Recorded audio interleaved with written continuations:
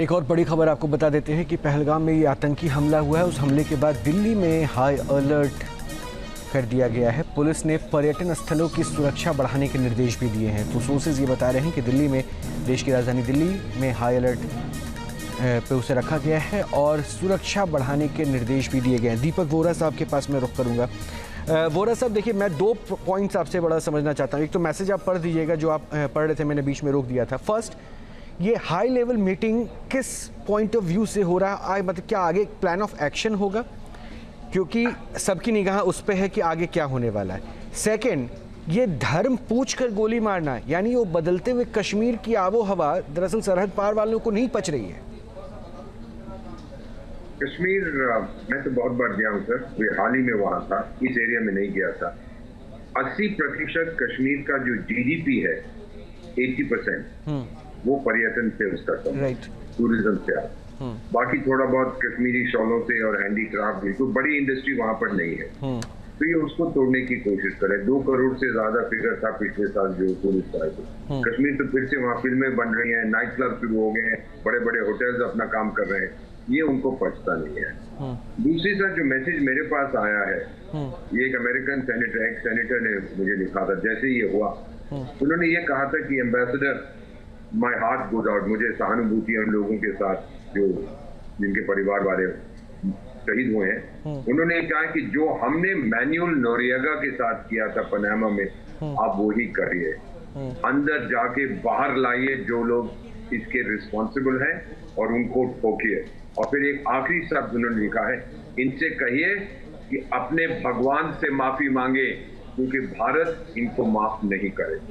ये बहुत कठोर शब्द उन्होंने कहे हैं सर। मेरा मानना है, जो हाई लेवल मीटिंग की आप बात कर रहे हैं, अब सीधी सी बात है सर, ये जो जड़ है, ये आतंकिस्तान, जिसको कोई फर्क नहीं पड़ता, आप जितनी मर्जी उससे बात करो, क्योंकि उसको खोने को कुछ नहीं। कंगाल है, भूखा है, नंगा है, दुनिया में बेनकाब है, उसको कोई he is on suicide road, वो आत्महत्या करना चाहता है। क्योंकि जितने वहां लोग हैं सब अपनी 72 चुड़ैलों के पास जाना चाहते हैं। धरती पे तो कुछ मिलता नहीं है, शायद अगले जन्म में कुछ हमको इससे ज्यादा बेहतर मिले।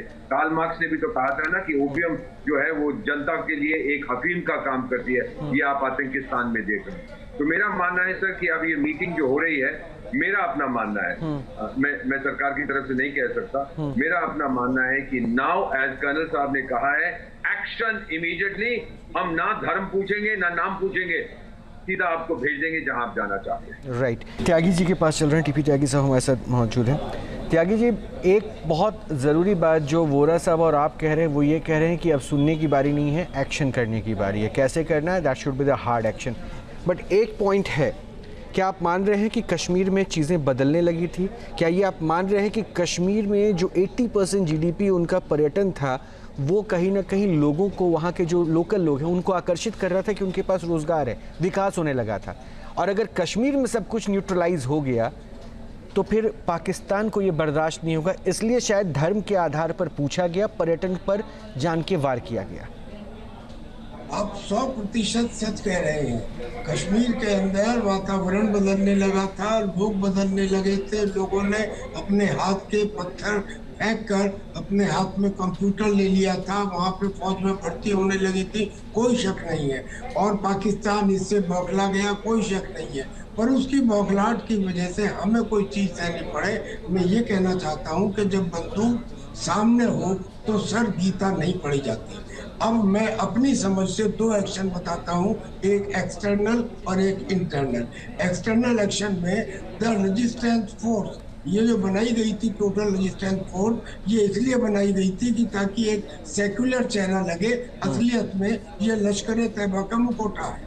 इसको तुरंत बंद किया जाए, प्रिवेंट किया जाए और इसके लोगों के ऊपर ईमानदारी से शिकंजा कसा जाए, number 1। Number 2, we have to take some limited tactical action within Pakistan, यानी कि उनके launch pad, and we have got the stand off capability of doing it from Apache helicopter और फ्रॉम राफेल और फ्रॉम एनी अदर मीन। अपनी ही धरती पर रहते हुए हम उन्हें कर सकते हैं। ये तो एक्सटर्नल एक्शन तुरंत लेने चाहिए सर, टू बी इफेक्टिव। और इंटरनल एक्शन में मेरा एक ये कहना है कि अब जो अब्दुल्ला साहब कह रहे हैं कि मैं इसकी निंदा करता हूं, दरअसल में इन्होंने और इनके पिताजी ने ही तो उन लोगों का मनोबल बढ़ाया है। आप ये बताइए कि पाकिस्तान ने चूड़ियां नहीं पहन रखी। देखिए हिंदुस्तान की आर्मी और आतंकियों के बीच में गठजोड़ है। देखिए चाइना अगर हिंदुस्तान में आ जाए, उसकी हुकूमत हो जाए तो हमारे लिए वो ज्यादा अच्छा है। ये बातें इनके पिताजी नहीं तो कही है, और इनकी बातों की वजह से हिंदुस्तान की फौज का मनोबल कम और आतंकियों का मनोबल बढ़ता है। राइट। तो मेरा कहना सिर्फ ये है कि एक व्यक्ति के ऊपर तो एक्शन लिया जाए। अगर किसी दूसरे देश में होते तो क्या वो खुले घूम रहे होते? और एक पे एक्शन लिया तो बाकियों को अपने आप इबरत हासिल होती है। तो ऐसा एक इंटरनल एक्शन अपने यहाँ लिया जाए। और एक और, ये जो बार बार कहते हैं स्लीपिंग सेल, हम 5 साल से चिल्ला रहे हैं भाई। 60,000 सिपाही भरी जवानी में रिटायर होते हैं, उनको थोड़ी बहुत जमीन देके कृषि की आप बॉर्डर पे बता दीजिए। मजाल है कि कोई आतंकी या ड्रग स्मगलर घुसा है। अगर इंटेलिजेंस एजेंसी नहीं पता लगा सकती कि स्लीपर सेल कौन है, तो आपके पास में अवेलेबल है। मुख्य धारा में आप अपनी उस धरोहर का इस्तेमाल ही नहीं करते। पॉइंट्स आपके बिल्कुल फैक्ट है, और इस वक्त तो ऐसे प्रश्नों के साथ बहुत सारे सवाल और भी खड़े होते हैं। लेकिन वोरा साहब, 2000 में क्लिंटन यूएस के राष्ट्रपति इंडिया आने वाले थे। 35 सिखों के नरसंहार की घटना हुई। ट्रंप दिल्ली पहुंचने वाले थे, इंडिया आने वाले थे। उस वक्त दिल्ली में दंगा होता है। अमेरिका का उपराष्ट्रपति इस वक्त भारत में है, एक बार फिर से मैसेकर होता है। ये अमेरिका के विजिट से पहले भारत में ऐसी चीज़ें, मैं थोड़ा सा इसलिए सरप्राइज हूँ कि अगर अमेरिका स्ट्रांगली जान रहा है कि India is fighting against terror, तो क्यों नहीं इजराइल की तरह भारत के साथ भी सहयोग करके बोले कि घुस के मारिए, बदला लीजिए? क्या ये मुनासिब नहीं है? क्या ये पॉसिबल नहीं है? तो यहाँ पे बहुत कठिन प्रश्न पूछा, वेरी इंटेलिजेंट, इस पर जवाब देना आसान नहीं है। 9/11 से पहले मैं यूनाइटेड स्टेट्स में पोस्टेड था। हम लोग उनको कहते थे 80 और 90 के दशक में, देखो ये जो हमारा आतंकिस्तान पड़ोसी है वो बहुत दंगे कर रहा है, ये कर रहा है, वो कर रहा है। तो हमने बहुत सी फाइलें उनको दी, सबूत दिए। वो हमसे कहते थे अरे ये तो एक थर्ड वर्ल्ड की प्रॉब्लम है, आपकी लॉ एंड ऑर्डर प्रॉब्लम है, हमें क्या लेना देना। फिर 9/11 हुआ, फिर हमारे पास दौड़े आए और बोले जरा वो फाइलें कहाँ गई जो आपने हमें दी थी? हमने कहा हमने आपको दी थी। बोले नहीं, हमने कहीं मिसप्लेस कर दी, दोबारा बताइए। तब से वो समझने लगे कि ये जो आतंक है ये अंतरराष्ट्रीय है, ये आपकी नेशनैलिटी देख के नहीं हमला कर। राइट। तो अभी जो आपने कहा है कि इजराइल के साथ जो अमेरिका ने उनको खुली छूट दिया करो, हमास को मालूम था ना सर कि रिएक्शन होगा, इतना भयंकर रिएक्शन होगा, वो उनको मालूम नहीं होगा, वो खत्म कर चुके, वो खत्म हो गए हैं। और जो सांप का जो जड़ है हर चीज की, सांप का अरे वो ईरान है, सब जानते हैं। अब उसको कुचला जाएगा क्योंकि ये हूती जो कर रहे हैं और हमास जो कर रहा है और हिजबुल्लाह जो कर रहा है, ये ईरान की शय में कर रहा है। इसीलिए ये जो सो कॉल्ड आतंकी हैं, ये सब पाकिस्तानी फौज के हैं सर, रिटायर्ड या सर्विंग लोग हैं, जिनको बोला जाता है इतने पैसे तेरी तनख्वाह अगर 10,000 रुपए महीने, हम 10 लाख दे देंगे, जाके ये करके आ, वो करके आ। बिकॉज वहां पे सबसे बड़ी जो कमोडिटी है जिसको कूड़ेदान में फेंका जा सकता है वो है इंसान। इतने पैदा करते हैं कि उनको फर्क नहीं पड़ता। Human beings are dispensable in that kind. बाकी चीजें तो महंगी है, पैसा खर्च करना पड़ता है, इंसान तो फ्री में मिलते हैं। So I think sir the time now, जो आपने बताया, अमेरिका भी, जेडी वैंस ने अपनी कंडोलेंसेज एक्सप्रेस किए हैं। अमेरिका डेथ टोल अब 28 तक पहुंच चुकी है सर, जो मुझे अभी मैसेज आया है, और उसमें कुछ विदेशी पर्यटक भी हैं। दो के बारे में सूचना हमें भी मिली है, 2 विदेशी पर्यटकों के बारे में। तो अगर कुछ ऐसा है तो now this becomes an international issue. अब नहीं खामोश रहना सर। डिप्लोमेटिकली तो हम जो कुछ कर सकते हैं हमने किया, वो तो आइसोलेट हो चुका है, कोई उसकी बात नहीं सुनता। लेकिन उसका एक पॉइंट ये होता है, जब उसको कुछ नहीं है खोने को, तो इस तरह के नौटंकी करेगा कि भाई अगर मेरे साथ मेरी बात नहीं सुनोगे तो मैं ये भी करूंगा, तुम्हारे देश में करूंगा, इस देश में करूंगा, वहां करूंगा, मुझे कोई फर्क नहीं पड़ता। मैं तो इतना नीचे गिर चुका हूं कि अब उठना नामुमकिन है। सो कर्नल साहब ने कहा, जनरल साहब ने कहा, अब बातचीत करने का समय आप थोड़ी देर के लिए साइड पे रखिए, मेरे जैसे डिप्लोमेट को थोड़ा आराम दीजिए, और हमारी जो one of the top 3 आर्मीज in the world, militaries in the world, जाके सर इस देश को बर्बाद कर दो। इसकी मिलिट्री ताकत को खत्म कर दो ताकि ये, और ये जो न्यूक्लियर करता है इसमें दम नहीं है कि वो करेगा sir. He does, it's not going to be used. सीधी बात है। पीएम साहब ने क्या कहा था, वो धमकी देता है मेरे न्यूक्लियर वेपन है, तो हमने अपने क्या दिवाली के लिए बचा के रखे? ये सवाल नहीं पैदा होता कि ये यूज करेगा। बस ये बताने की कोशिश कर मेरा। अभी जो मुझे अपने पाकिस्तानी फ्रेंड जो विदेशों में है उनसे जो मैसेज आ रहे हैं कि हमारे देश में तो पूरा तहलका मचा हुआ है, लोग बड़े घबराए हुए हैं कि अब भारत कैसे रिटेलिएट करें। We must retaliate sir, we must respond, no question about. बिल्कुल। आता हूँ वोरा साहब। त्यागी जी, एक इम्पॉर्टेंट पार्ट मैं इसको ज़रा समझूँ आपसे।